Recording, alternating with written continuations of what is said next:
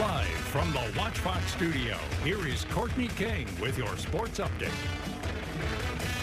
Welcome back to Good Day Columbia. I'm Courtney King. We've got a special guest with us in studio today, Brian Hand of Spurs and Feathers. Thank you for joining us. Thank you. Now you're always our go-to Gamecock guy. And try to be. Yep.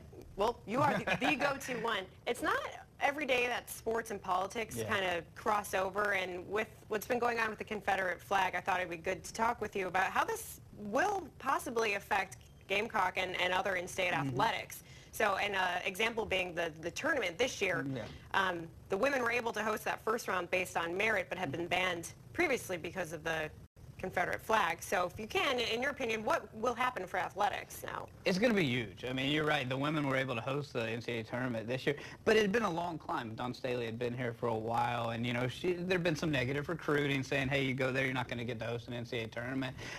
You know, and they'd been sent out to California, to Boulder, Colorado, you know, many different places, and they were finally able to host it this past year because the NCAA reenacted a new rule. But it's, you know, it had always been tough to get the kids to buy into what they were trying to build. Obviously, the proof's in the pudding now of what they've been building. But, you know, it's not just for basketball. You know, every sport is going to have a chance to not be negatively recruited against because of, you know, the flag situation. If this does happen, not to make it politically, but, you know, there's always been, in the world of college athletics, any little thing you can do as an opposing school can work in different ways, and that's just what others have been doing.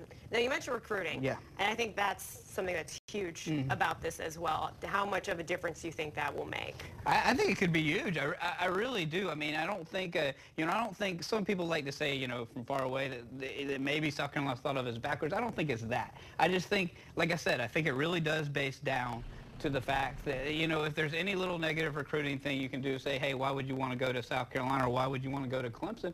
You know, the state flag's still there. Obviously, they don't respect your culture, different things about that. You know, and like I said, I'm not taking it politically, but it's just the way others see it. And you know, if you're at another state that doesn't have these type things, aren't you going to use that to your advantage?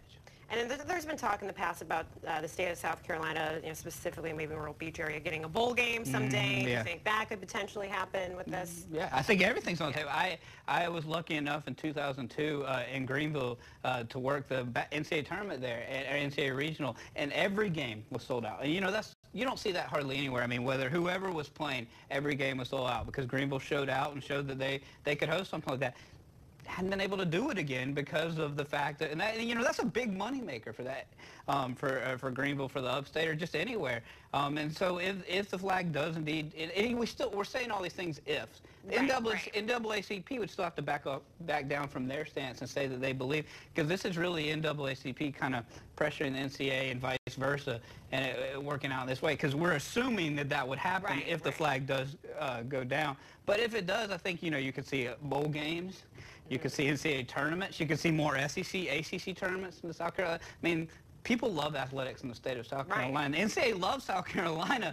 They just don't like the flag being on the State House grounds. So, you know, it opens a wide new world. Like you said, a bowl game. I think there's so many different things that could happen from this. And if, you know, things like a bowl game were to happen, economic value. I mean, we saw that from just that first round of the tournament here this year. So is that something that just could be absolutely huge? It would be phenomenal for the state. I mean, you know, South Carolina is obviously, I mean, particularly Myrtle Beach area, Charleston, I mean, Columbia, people come here just for the day. Greenville turned into that destination. People come just to the state just for a day or whatever. They can stay for weekends. You can get, I mean, you know, because say that they host an NCAA tournament. That's 4 or 5 days of economic growth. Hotels, it's not just the games, not people buying tickets. Hotels, food, lots of money coming to the state of South Carolina. Absolutely. All right, well, thank you so much, Brian.